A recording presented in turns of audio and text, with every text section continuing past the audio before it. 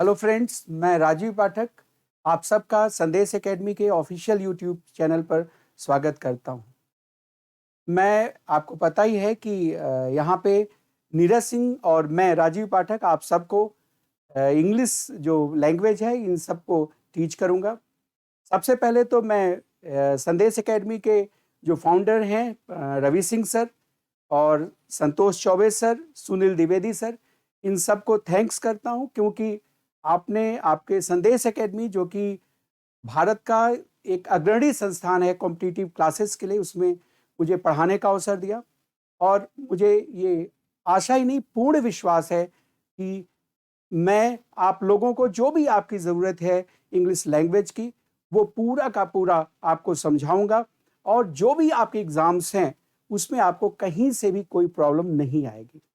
क्योंकि आज पहला क्लास है और पहली वीडियो है मेरी, तो मैं सबसे पहले आपको ये बताना चाहूँगा कि किस तरह से इंग्लिश की आपको तैयारी करनी है, किस तरह से आप अपने आप को प्रिपेयर करें जिससे कि जो भी कॉम्पिटिशन हो, चाहे वो एसएससी हो, एसएससी में जो भी सीजीएल, सीएचएसएल, एमटीएस जो भी एग्ज़ाम्स हैं, और एसएससी नहीं, इंडिया का कोई भी एग्ज़ाम हो, एसएससी के अलावा भी बहुत सारे एग्ज़ाम्स हैं जो आप लोग देते होंगे, चाहे वो एयरफोर्स का हो, चाहे एनडीए का हो, जो भी एग्ज़ाम्स आप देते हो, उन सब में इंग्लिश चूँकि एक भाषा है और भाषा की तैयारी लगभग एक ही ढंग से की जाती है।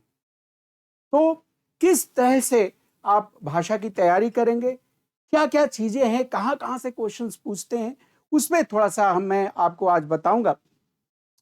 देखिए, कुछ ऐसी चीज़ें होती हैं जो कि प्रैक्टिस बेस्ड चीज़ें होती हैं, चाहे वो आप लैंग्वेज लें, म्यूजिक लें, ये सारी की सारी चीज़ें एक तरह की आर्ट्स हैं और आर्ट्स में सबसे बहुत जो मेन आपका फोकस करने वाली चीज़ होती है, वो ये होता है आपकी प्रैक्टिस।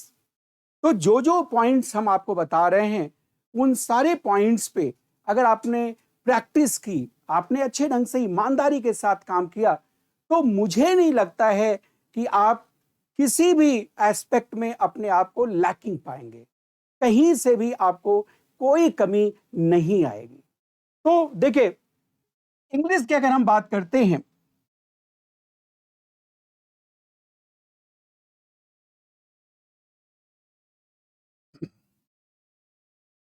अगर हम इंग्लिश की बात करें,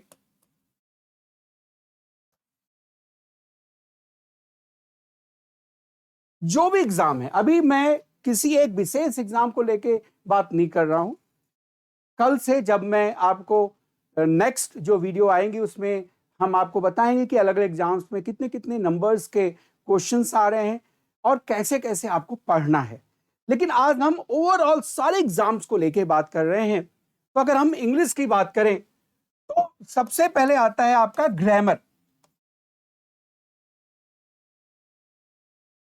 अब जब हम ग्रामर की बात करते हैं तो आपको पता है कि क्वेश्चंस कौन कौन से बनते हैं। जैसे कि आपको पता है कि जनरली सारे एग्जाम में आपके स्पॉटिंग एरर, कुछ मिलता जुलता ही होता है करेक्शन, ये तो लगभग सारे एग्जाम्स में पूछे जाते हैं। और यही नहीं, ग्रामर के यूसेज। अब यूसेज क्या है, जैसे कि कहीं पे आपको पार्टिसिपल भरना है, कहीं पे आपको ग्रामर से रिलेटेड इंफिनिटिव या जिरंड भरने हैं, तो ग्रामर के जो अलग अलग ढंग से यूजेस होते हैं वही यूसेज कहलाते हैं, उस पे क्वेश्चंस बनता है। तो ये क्वेश्चंस तो लगभग कॉमन से हैं, सारे एग्जाम में जो भी ग्रामर के क्वेश्चंस पूछे जाते हैं वो तो आते ही आते हैं। लेकिन अगर हम एसएससी की बात करें तो वहां पे सीधे सीधे वॉइस, आपका नरेशन और इसके अलावा कुछ और भी चीजें हैं जैसे कि क्वेश्चन टैग, इन सब पे जो क्वेश्चंस हैं वो सीधे सीधे पूछे जाते हैं। अब बात आती है कि कुछ और सारी चीजें हैं जैसे कि इंफिनिटिव है, जिरंड है, पार्टिसिपल है, जो कि नॉन फाइनाइट वर्ब्स होते हैं। तो मैं बता दूं कि इनके जो क्वेश्चंस हैं वो कभी स्पॉटिंग एरर्स में आ जाते हैं, कभी आपके जो है यूसेज में आ जाते हैं। तो ये तो ग्रामर की चीज रही। अब इस सेक्शन में आप मास्टरी कैसे लेंगे, तो मैं आपको बताऊं कि ग्रामर सेक्शन में आपको अगर कॉन्फिडेंस लाना है तो ये जो है आप ग्रामर के जो रूल्स हैं उन्हें पढ़ें, वो तो ठीक है, लेकिन पढ़ते सभी हैं। लेकिन जब एग्जाम में क्वेश्चंस आते हैं तो बहुत सारे ऐसे पॉइंट्स होते हैं जब आप उसे नहीं कर पाते। तो यहां पे बहुत जरूरी है कि जो कुछ भी आप पढ़ रहे हैं उसकी प्रैक्टिस करें, और कोई भी जो भी ऑथेंटिक बुक्स हैं मार्केट में उसकी जो प्रैक्टिस है वो उसमें नीचे प्रैक्टिस तो दिया ही रहता है, उन्हें आप कर लें। तो सबसे पहली बात देखिए, तमाम चीजें अब जैसे हम यहां पढ़ा रहे हैं, जैसे तमाम प्रैक्टिस सेशन चलते रहते हैं, तो मैं आपको बता दूं ठीक है ये आपको मदद करते हैं, लेकिन इस सेक्शन में जो आपके लिए सबसे मददगार होगा वो हम लोगों की जो क्लासेस हैं वो, और उसके बाद किताबें। जब तक आप टीचर और बुक्स इनके साथ इंटरेक्ट नहीं करेंगे, से सारी चीजें वो केवल ऊपर से बैंड का काम करती हैं। वो ये आप समझिए कि केवल हम प्रैक्टिस सेशन कर लें और थोड़ी सी वीडियो देख लें काम चल जाए, ऐसा कुछ नहीं है। आप टीचर के टच में रहें, वो आपको पढ़ाएंगे, साथ में जो नोट्स हैं वो देखें, और किताबें आप पढ़ें, कोई भी किताब लेंगे हम आपको बताते रहेंगे। और जो किताब के नीचे की, किसी भी बुक के नीचे की जो प्रैक्टिस है उससे आप करें। जब ये काम कर लें उसके बाद आप फिर जो भी पिछले साल के क्वेश्चंस आए हुए हैं कहीं से भी ले लो।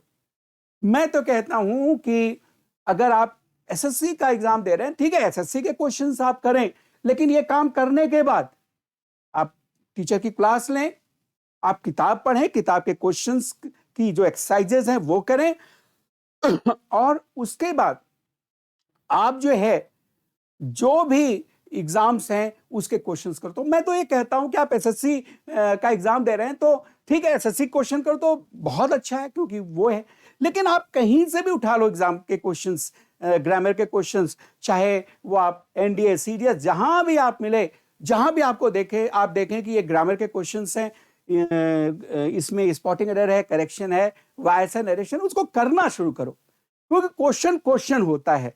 और जब आप वैरायटी ऑफ टाइप्स के क्वेश्चन सॉल्व करेंगे तो वो आप में बहुत जबरदस्त कॉन्फिडेंस देगा। क्योंकि कभी कभी होता क्या है कि हम अपने दायरे को बहुत छोटा कर लेते हैं, बहुत वक्त नहीं लगता भाई। अगर आपने किताब के क्वेश्चन सॉल्व किए, आपने जो है सीजीएल एसएससी के जो भी सीजीएल है, सीएचएसएल है, स्टेनो है, एमटीएस है, उनके क्वेश्चन हल किए, तो उसके बाद अगर आपको बाहर का कहीं क्वेश्चन मिला तो कितना वक्त लगेगा यार। जब आपको सब कुछ आ रहा है तो हार्डली 15-20 मिनट, आधे घंटे लगेंगे, ठीक है, किसी एक टॉपिक पे। तो प्रैक्टिस करें, तो इस तरह से इस पे आपको पूरा का पूरा कॉन्फिडेंस आ जाएगा। तो पहला सेक्शन क्या है, वो है ग्रामर, और जैसे मैंने बताया वैसे काम करें। और शेष आप क्लासेस लेंगे, जब हम आपको अलग अलग टॉपिक्स पढ़ा रहे होंगे, तो मैं आपको ये विश्वास दिलाना चाहता हूं कि जो भी टॉपिक से चीजें आपको पढ़ाई जाएंगी, आपको क्वेश्चंस पूरे के पूरे क्वेश्चंस वहां से मिलेंगे। एक बात मैं आपको बताना चाहूंगा, होता क्या है बहुत सारे बच्चों के साथ कि वो कोई किताब लेते हैं, उसको पढ़ते हैं और कंफ्यूज रहते हैं कि कहां से क्वेश्चन आए। क्योंकि हम लोगों का अनुभव है, 25 साल, 26 साल, 27 साल का अनुभव है जो पढ़ाने का, वो हम ये जानते हैं कि क्वेश्चन कहां से आते हैं। अगर हमने आपको सारा कुछ पढ़ा दिया, उसके बाद जो हम एक्सरसाइज देंगे उसमें कोई भी ऐसा एस्पेक्ट एग्जाम का जहां से क्वेश्चन पूछते हैं वो मिस आउट नहीं होगा। क्योंकि सच पूछिए तो एक पढ़ाई पूरी करने के बाद एक ऐसा समय आता है जहां पे आपको यह ध्यान देना होता है कि कहां से क्वेश्चंस पूछते हैं।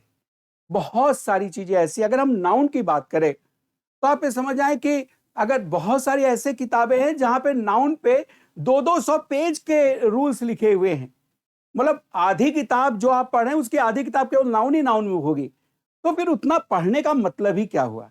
तो ऐसे में हमें वो पढ़ना है जो कि जेन्युइन हो, जो अप्रोप्रिएट हो, जो प्रोपिशियस हो और आपके लिए उपयुक्त हो, जहां से क्वेश्चंस आपको मिल सकते हैं। तो ऐसे में आप क्लासेस लें, वो क्लासेस आपके लिए बहुत ही अच्छी होती हैं। क्यों? क्योंकि वहां जो टीचर आपको पढ़ाते हैं, मैं ये नहीं कह रहा कि ये केवल मैं अपने बारे में बता रहा हूं, कोई भी एक्सपीरियंस टीचर जो कि सालों से पढ़ा रहा है, वो ये जानता है कि क्वेश्चंस कहां से आ रहे हैं, क्योंकि वो क्वेश्चंस हल कराते हैं। तो ऐसे में कोई भी टीचर जो पढ़ा रहे हैं, उनके जो नोट्स हैं वो आपके लिए बहुत ही इंपॉर्टेंट होते हैं, क्योंकि बहुत जरूरी ये भी होता है कि क्वेश्चन कहां से पूछे जा रहे हैं। कई बार ऐसा होता है कि आप इतनी मैटर्स किसी चीज पे गैदर कर लेते हैं कि वो आपको खुद ही कंफ्यूजिंग लगने लगता है। तो ये सारी चीजें हैं, इसको किताब से पढ़ें, टीचर की क्लासेस करें। किताब के एक्सरसाइज पहले पहले जरूरी है। किताब के एक्सरसाइज सीधे आप प्रैक्टिस सेशन में आ जाते हैं, सीधे आप क्वेश्चंस पे आ जाते हैं जो एग्जाम के अलग अलग हैं, नहीं। सबसे पहले किताब के क्वेश्चंस, सबसे पहले टीचर के साथ सेशन, किताब को पढ़ना, और उसके बाद आप जो है एग्जाम के क्वेश्चंस हल करें। अब देखें सेकंड जो सेक्शन है उस पर हम बात करते हैं।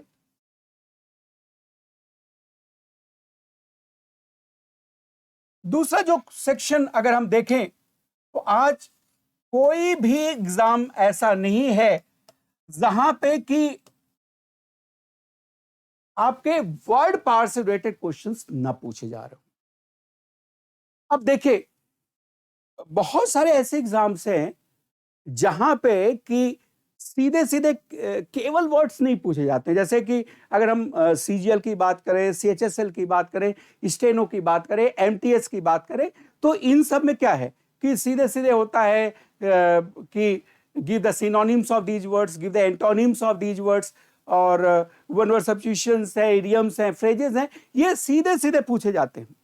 लेकिन जहां वर्ड्स नहीं पूछे जाते सीधे सीधे, वहां भी वर्ड पार के क्वेश्चंस आते हैं। जैसे कि अगर हम प्लैट की बात करें, हम कैट की बात करें, और साथ में जैसे आप लोग सीपीएफ देते हैं, तो जो सीएपीएफ है जिसको हम शॉर्ट में सीपीएफ बोलते हैं, जिसमें असिस्टेंट कमांडेंट आप बनते हैं, तो इन सारे एग्जाम्स में भी वर्ड सीधे नहीं पूछे जाते, लेकिन जो पैसेजेस रहते हैं, पैसेज दिए रहते हैं, और नीचे दिया रहता है कि what does this word stand for, ये शब्द किस चीज के लिए है। तो सीधे ना देके आपको पैसेज में से वर्ड निकाला और उसकी मीनिंग पूछा। तो मैं आपको यही बताना चाहता हूं कि जो वर्ड पार्ट सेक्शन है वो ऐसा कोई भी एग्जाम नहीं जहां इंग्लिश आ रहा हो और वर्ड्स ना आ रहे हो। और दूसरी ये बात कि वर्ड पार्ट इसलिए भी बहुत जरूरी हो जाता है कि आप देखते हैं कि जो आपके कॉम्प्रहेंशंस के क्वेश्चंस हैं वहां पे जो आपका पैसेजेस होता है उसमें जनरली जो है करंट के इश्यूज से रिलेटेड पैसेजेस आते हैं, और उसमें बहुत सारे ऐसे वर्ड्स होते हैं जो कि कॉमन से वर्ड्स नहीं होते हैं, वो एक स्टैंडर्ड वर्ड्स होते हैं, बहुत ही नए वर्ड्स होते हैं।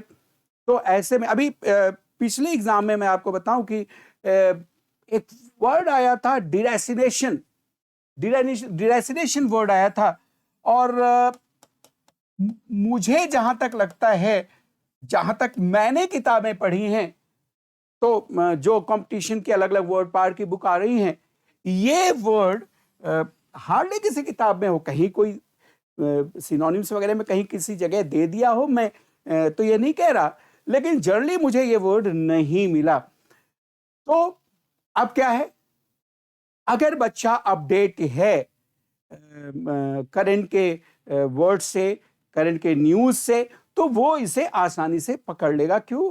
क्योंकि करंट में वर्ड्स बीच में काफी आया था, जब चीन के जो कैंप्स हैं जहां पे कहा जा रहा है कि वो जो है वहां के जो उरुग्वे मुस्लिम्स हैं उनको कैंप्स में रख रहे हैं और डिरेशनेट उन्हें कर रहे हैं। तो डिरेशनेशन एक तरह का जो है किसी आदमी को रिनाउंस करना, किसी आदमी को डिटैच करना, अलग करना उनके मूल कल्चर से, उसी से रिलेटेड वर्ड है। तो ऐसे में जो है जो लोग करंट से अपडेट रहेंगे, जो करंट के वर्ड से अपडेट रहेंगे, उनके वर्ड आ जाएंगे। तो यही मैं कह रहा कि वर्ड पार तो एक बहुत ही इंपॉर्टेंट सेक्शन है। और मैं आपको बता दूं कि आपको जो अगली वीडियो मिलने जा रही है वो मैं वोकैब से ही शुरू कर रहा हूं। आपको सारा कुछ पढ़ाया जाएगा, जिसमें कि ग्रामर है, कॉम्प्रहेंशन है, सब कुछ आपको कराया जाएगा। लेकिन वर्ड पार का जो है, आपको जो अगली वीडियो मिलेगी, अगली जो क्लास मिलेगा, वो वोकैब का ही मिलेगा। तो वर्ड पार में मैं आपको बता दूं कि सिनोनिम्स, एंटोनिम्स, इडियम्स, फ्रेजेस, आपका वन वर्ड सब्स्टिट्यूशन,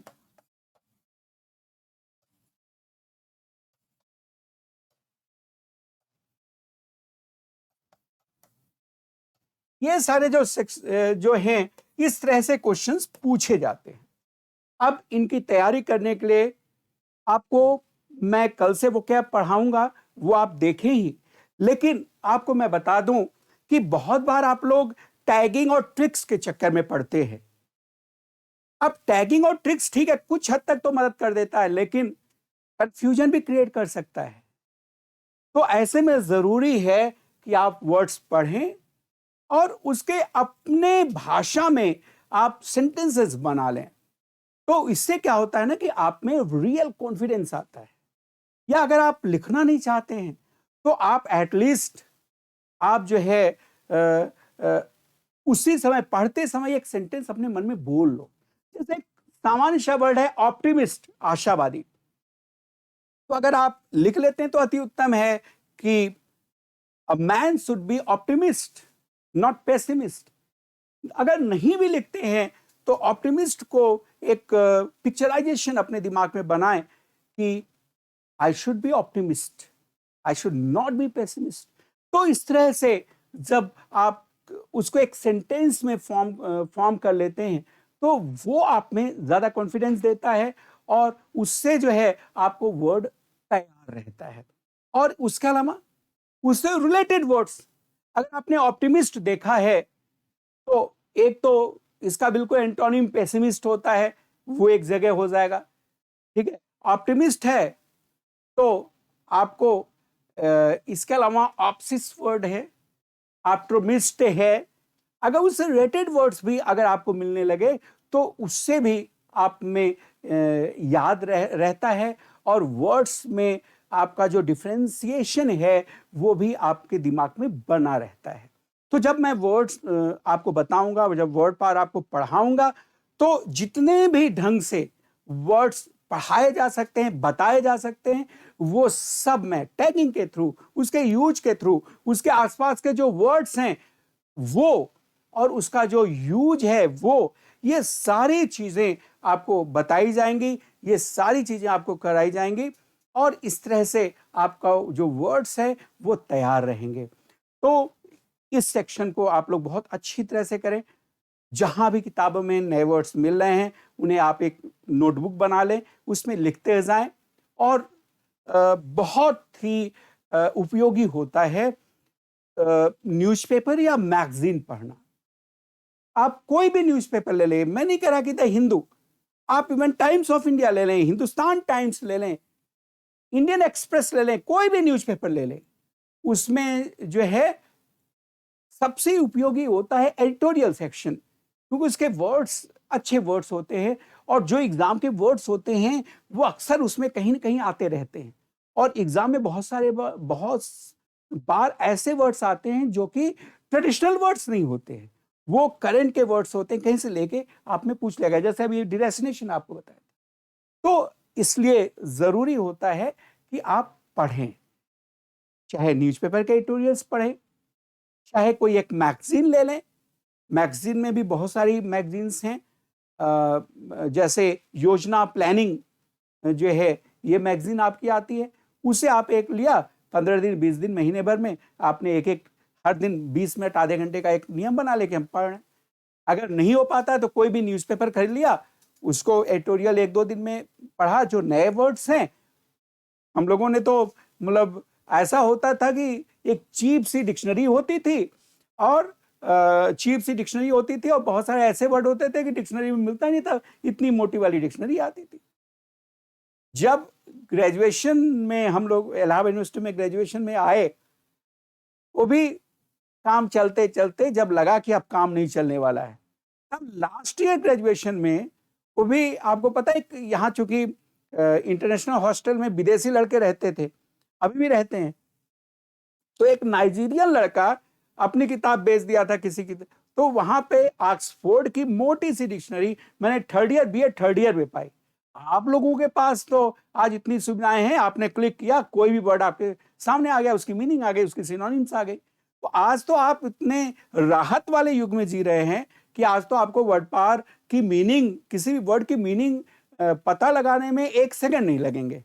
हम लोगों के समय क्या था कि जैसे 2-4 महीने किसी वर्ड को लेके घूमते रहते, फिर प्रोफेसर के पास गए, सर ये वर्ड की मतलब क्या होता है, तो प्रोफेसर साहब बाय द वे अगर अच्छे मूड में है तो बता दिए, नहीं तो कहे तुमको नहीं आता, जाओ पता लगा, डिक्शनरी देखो, हर वर्ड हमसे पूछोगे। तो ये हम लोगों के समय परेशानियां होती थी। आज के समय तो आपके पास सारी सुविधाएं हैं, अच्छी सी डिक्शनरीज हैं मार्केट में, और सबसे बड़ी डिक्शनरी तो आपके पास आपका मोबाइल है, आपने तुरंत डाला, तुरंत वर्ड्स मिल गए। तो कहने का क्या मतलब है कि आप लोग मैगजीन है, न्यूज़पेपर है, उनको पढ़ने की आदत डालें, वहां जो भी नए वर्ड्स आए उनका स्वागत करें, उन्हें लिखें और इस सेक्शन पे प्रैक्टिस करें, और आपको कहीं से कोई दिक्कत नहीं आएगी। और ये जो वर्ड पार का सेक्शन है, हम आपको पढ़ाएंगे, एक एक वर्ड्स बताएंगे। अगर आप रेगुलरली क्लास ले रहे हो हैं तो इस सेक्शन में भी कहीं कोई दिक्कत नहीं आने वाली है। अब हम लास्ट सेक्शन आपको बताते हैं। लास्ट सेक्शन क्या है, जहां से आपके क्वेश्चंस आते हैं, वो है कॉम्प्रहेंशन। ये कॉम्प्रहेंशन क्या होता है, ये वर्ड किससे बना जानते हैं? ये वर्ड बना है आपका कॉम्प्रहेंड से। कॉम्प्रहेंड मतलब होता है समझना, अंडरस्टैंड करना। तो अंग्रेजी की कितनी समझ है, ये जज करने के लिए कॉम्प्रहेंशन के क्वेश्चंस होते हैं। जैसे आपका अनसीन पैसेजेस हैं,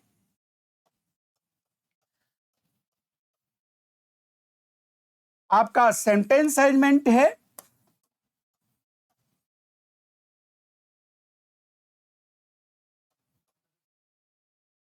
आपका क्लोज टेस्ट है। सेंटेंस अरेंजमेंट से ही जो है रिलेटेड एक पैराजम्बल्स होता है। सेंटेंस अरेंजमेंट में क्या है कि सेंटेंस को अरेंज करना होता है। पैराजम्बल्स में क्या है कि एक तरह का पैराग्राफ्स होते हैं जिसमें अलग अलग सेंटेंसेस हैं और वो इधर उधर हैं, उसको आपको जो जम्बर्ड हैं उसको अरेंज करना होता है। तो ये जो क्वेश्चंस हैं ये आपकी अंग्रेजी की समझ पे बेस्ड है। अगर आपको अंग्रेजी समझ में नहीं आ रही है, पैसेज दिया है, क्वेश्चन दिए हैं, तो आप क्या आंसर का पता लगा पाओगे? अगर आपको अंग्रेजी की समझ नहीं है, सेंटेंस तोड़ के लिखे हैं, उन्हें अरेंज करना है, कैसे अरेंज कर पाएंगे? अगर अंग्रेजी की समझ नहीं है, वर्ड्स की समझ नहीं है, तो एक पैराग्राफ दिया है, पैराग्राफ में बीच बीच में कहीं वर्ड्स गायब हैं, कहीं जो वर्ब्स हैं उसके अलग अलग फॉर्म्स हैं, तो उनको आपको भरना है। तो उसे क्लोज टेस्ट में क्या होता है आपको पता, पैराग्राफ होते हैं, पैराग्राफ में कुछ कुछ चीजें गायब कर दी जाती है बीच की और उसे भरना होता है। सेंटेंस अरेंजमेंट का ही एक रूप होता है जब उसको बड़ा कर दिया जाता है। तो जब तक आपको अंडरस्टैंडिंग नहीं पता है अंग्रेजी की, तो इन क्वेश्चंस को आप नहीं कर सकते। अब इस सेक्शन में कैसे आप एक्सपर्टाइज ला सकते हैं, कैसे आप इन क्वेश्चंस को हल कर सकते हैं, उसके लिए बहुत जरूरी है वही जो मैंने बताया कि पढ़ने की आदत डालें। आपके पास कोई स्टैंडर्ड किताब मिल रही है उसे पढ़ें, और सबसे अच्छा तो यह है कि न्यूज़पेपर या अच्छी मैगजीन ले लें, उन्हें पढ़ें। जब आप पढ़ने की आदत डालेंगे तो निश्चित तौर पे आप में जो कंप्रहेंडिंग एबिलिटी है वो इंप्रूव होगी, और जब वो इंप्रूव होगी तो क्वेश्चन चाहे जैसे भी आए वो आप कर सकते हैं।